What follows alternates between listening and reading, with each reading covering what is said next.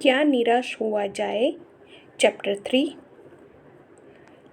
मनुष्य। तो मनुष्य की विचार प्रणाली कैसी होती है, किससे होती है और कहाँ से होती है। तो मनुष्य कैसी मानसिक धारणा रखते हैं। तो इस लेसन में हमें यही सीखना है। मेरा मन कभी कभी बैठा जाता है। समाचार पत्रों में ठगी, डकैती, चोरी, तस्करी और भ्रष्टाचार के समाचार भरे रहते हैं। आरोप प्रत्यारोप का कुछ ऐसा वातावरण बन गया है कि लगता है देश में कोई ईमानदार आदमी ही नहीं रह गया है। हर व्यक्ति संदेह की दृष्टि से देखा जा रहा है। जो जितने ऊंचे पद पर है उनमें उतने ही अधिक दोष दिखाई जाते हैं। एक बहुत बड़े आदमी ने एक बार मुझसे कहा था कि इस समय सुखी वही है जो कुछ नहीं करता। जो कुछ भी करेगा उसमें लोग दोष खोजने लगेंगे, उसके सारे गुण भुला दिए जाएंगे और दोषों को बढ़ा चढ़ाकर दिखाया जाने लगेगा। दोष किसमें नहीं होता। यही कारण है कि हर आदमी दोषी अधिक दिख रहा है, गुणी कम या बिल्कुल ही नहीं। स्थिति अगर ऐसी है तो निश्चय ही चिंता का विषय है। अर्थात दोषों का प्रभाव गुणों के प्रभाव की उपेक्षा अधिक होता जा रहा है। इस तरह की मानसिकता धीरे धीरे पूरे समाज की सोच को नकारात्मक बना रही है। क्या यही भारतवर्ष है जिसका सपना तिलक और गांधी ने देखा था। रविंद्रनाथ टैगोर और मदन मोहन मालवीय का महान सांस्कृतिक सभ्य भारतवर्ष किस अतीत के गह्वर में डूब गया।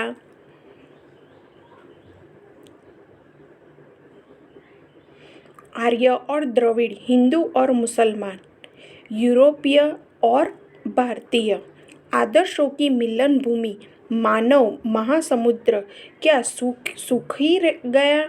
मेरा मन कहता है ऐसा हो नहीं सकता। हमारे महान मनुष्यों के सपनों का भारत है और रहेगा।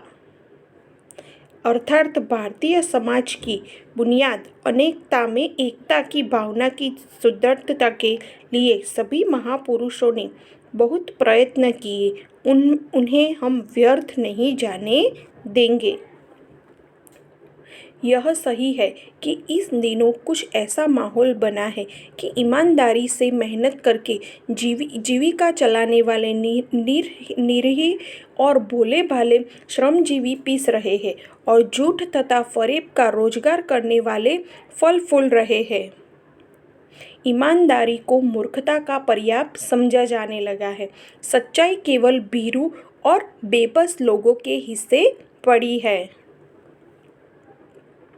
ऐसी स्थिति में जीवन के महान मूल्यों के बारे में लोगों की आस्था ही हिलने लगी है। परंतु ऊपर ऊपर जो कुछ दिखाई दे रहा है वह बहुत ही हाल की मनुष्य निर्मित नीतियों की त्रुटियों की देन है।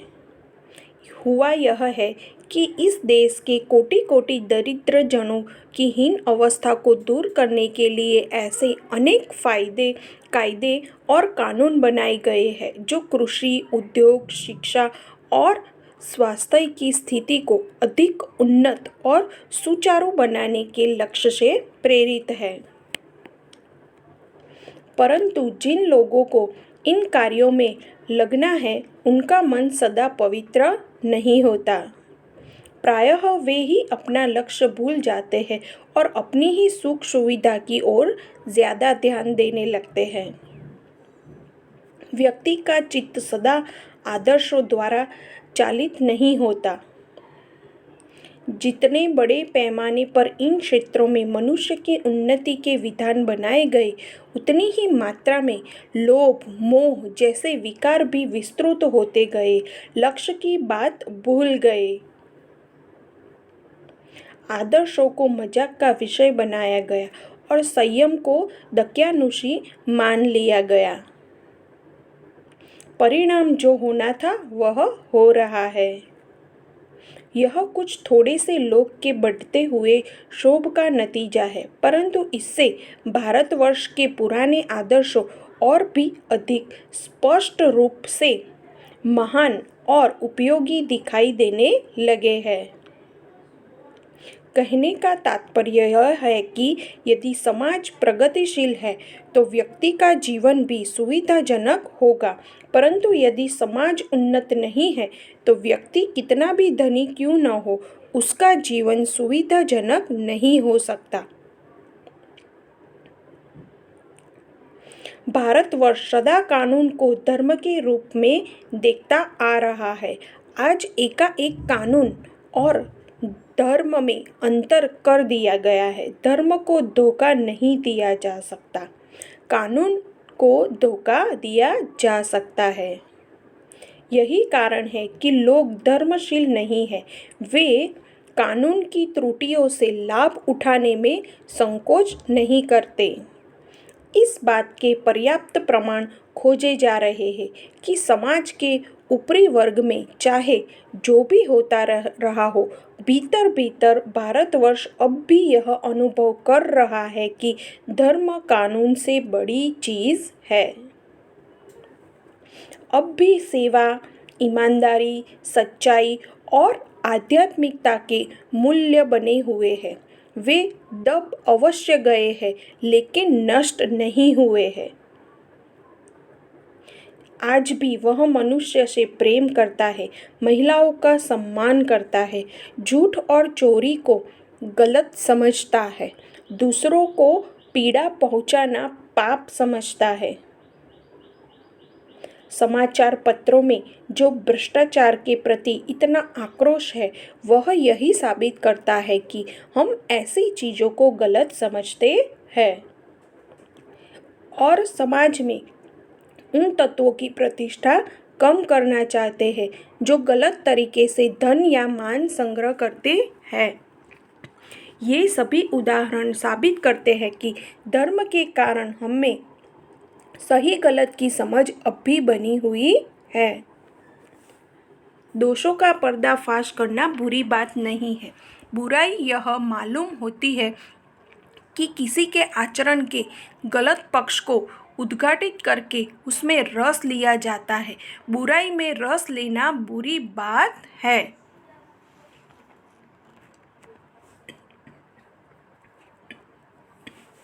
अच्छाई में उतना ही रस लेकर उजागर न करना और भी बुरी बात है। सैकड़ों घटनाएं ऐसी घटती है जिन्हें उजागर करने से लोक चित्त में अच्छाई के प्रति भावना जगती है। एक बार रेलवे स्टेशन पर टिकट लेते हुए गलती से मैंने 10 की बजाय 100 रुपये का नोट दिया और जल्दी जल्दी गाड़ी में आकर बैठ गया। थोड़ी देर में टिकट बाबू, उन दिनों में सेकंड क्लास के डिब्बे में हर आदमी का चेहरा पहचानता हुआ वहाँ उपस्थित हुआ। उसने मुझे पहचान लिया और बड़ी विनम्रता के साथ मेरे हाथ में 90 रुपये दिए और बोला, यह बहुत बड़ी गलती हो गई थी। आपने भी नहीं देखा और मैंने भी नहीं देखा। उसके चेहरे पर विचित्र संतोष की गरिमा थी। यह घटना ईमानदारी, कर्तव्यपरायणता तथा जिम्मेदारी जैसे मूल्य को उजागर करती है। मैं चकित रह गया। कैसे कहूँ कि दुनिया में सच्चाई और ईमानदारी लुप्त हो गई है। वैसी अनेक अवांछित घटनाएं भी हुई है, परंतु यह घटना ठगी और वंचना की अनेक घटनाओं से अधिक शक्तिशाली है। एक बार मैं बस में यात्रा कर रहा था। मेरे साथ मेरी पत्नी और 3 बच्चे थे। बस में कुछ खराबी थी, रुक रुक कर चलती थी।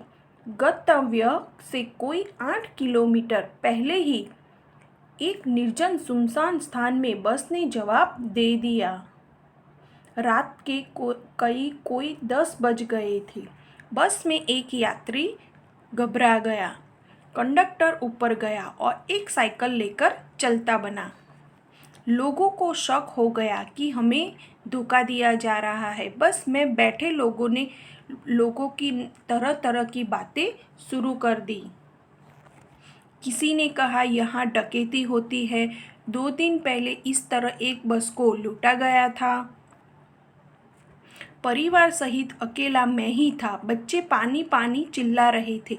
पानी का कहीं ठिकाना न था। ऊपर से आदमियों का डर समा गया था। कुछ नौजवानों ने ड्राइवर को पकड़कर मारने पीटने का हिसाब बनाया। उसके चेहरे पर हवाइयाँ उड़ने लगी। लोगों ने उसे पकड़ लिया। वह बड़े कतार ढंग से मेरी ओर देखने लगा और बोला, हम लोग बस का कोई उपाय कर रहे हैं, बचाइए, ये लोग हमें मारेंगे।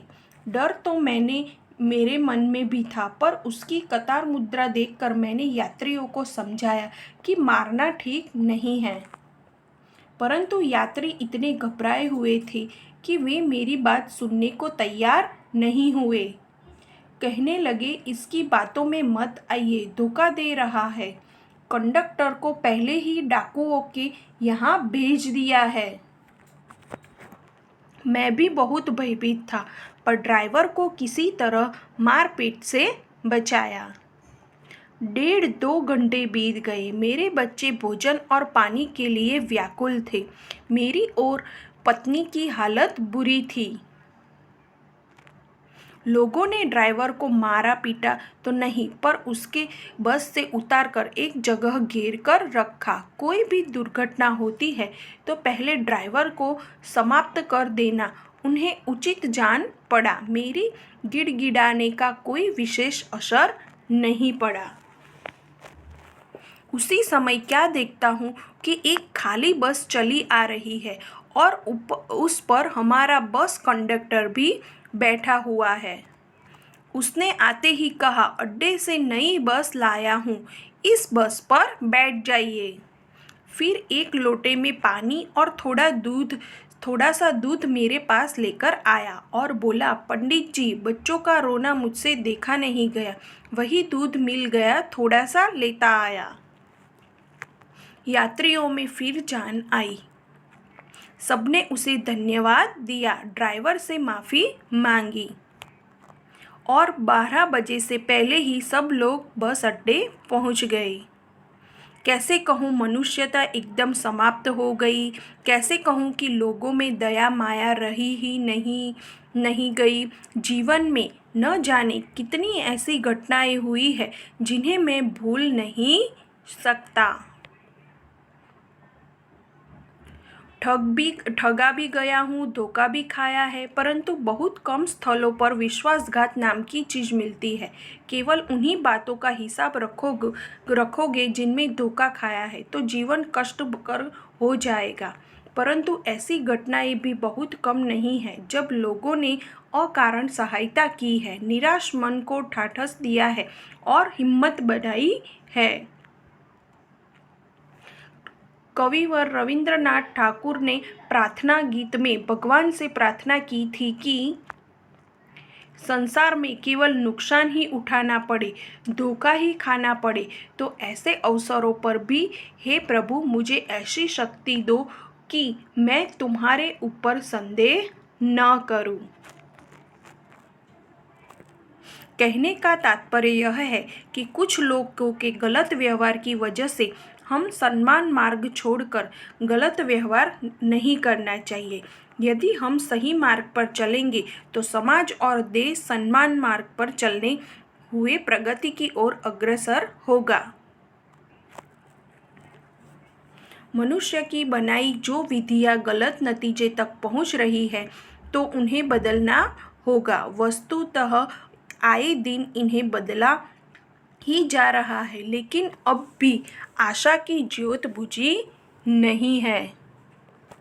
महान भारतवर्ष को पाने की संभावना बनी हुई है, बनी रहेगी। मेरे मन निराश होने की ज़रूरत नहीं। महान भारत